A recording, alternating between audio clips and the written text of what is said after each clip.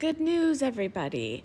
PAX is going back to West Virginia, but this time I am going to be able to live in a house for the whole time I'm there. And so I won't have to live in a shelter. So it'll be way safer. And I'm moving in with the cool witchy person with dogs. And it's going to be fun for Max. It's going to be fun for me. And then I have a project I actually want to work on in West Virginia, which is making a documentary about what it is to be poor in America.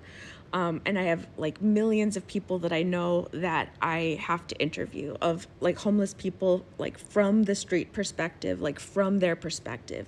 I want to interview them about their stories and their obstacles from their perspective without I don't want to exploit them the way that the way that they would if it were like corporate documentary, or you know what I mean? So it's just going to be grassroots, just pretty homemade. I've taken some footage over there already. I have probably half an hour of walking and buildings footage and stuff. I think I might be a pretty cool filmmaker. I don't know anything about making films, but I do really desperately love these people, and I want to film them. I want to interview them, asking them to tell their stories, and just listen to them and believe them and ask them to share more.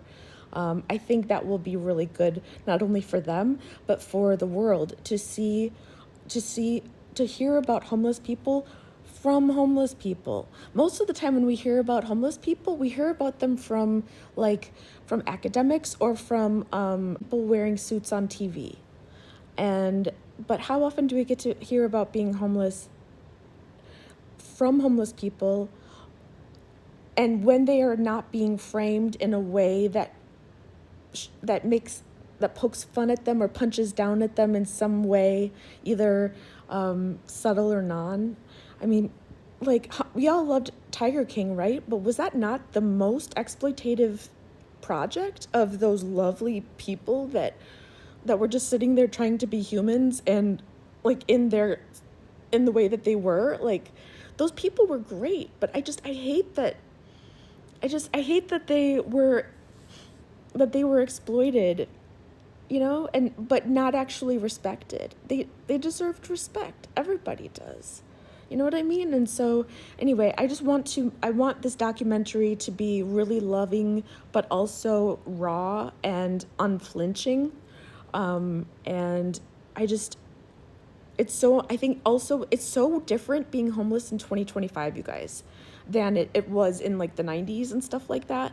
And so for those of you that might have been like unhoused like back, or like, it's different now. And so I think it's important that it's talked about, so that, because there's lots of people that are just about to become homeless too, and it'll actually help them sort of know what to expect, at least, so they can be more prepared for it. So anyway, that's my pitch about making a documentary. But I am moving to West Virginia on Monday.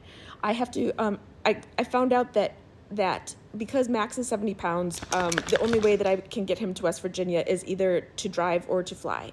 And I'm not going to be able to get anybody to drive us. But I can fly there. Actually, and there's an airport in the same city where I'm flying to in West Virginia. So I need about like $700. And I'll put pictures of things here.